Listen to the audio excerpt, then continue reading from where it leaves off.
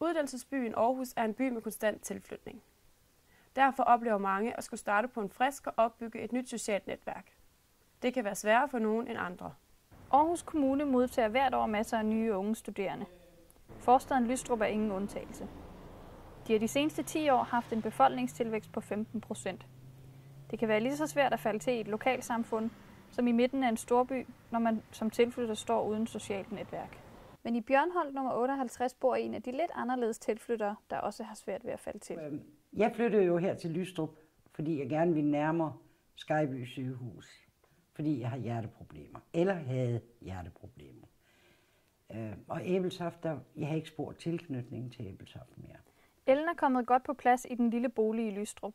Men på trods af, at hun selv har taget flere initiativer, er hun ikke blevet en del af lokalsamfundet.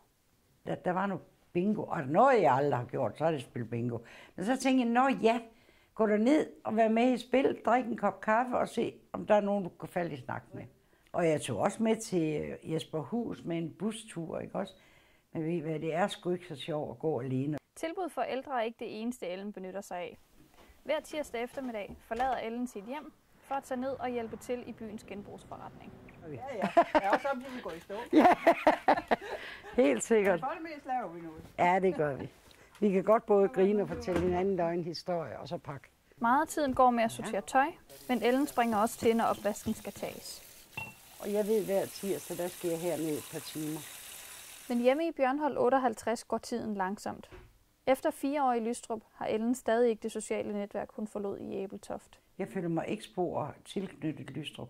Det gør jeg ikke. Jeg synes, jeg har...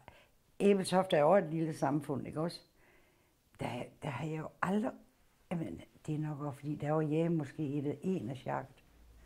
Der har jeg jo aldrig følt det der, så er man palle alene i verden.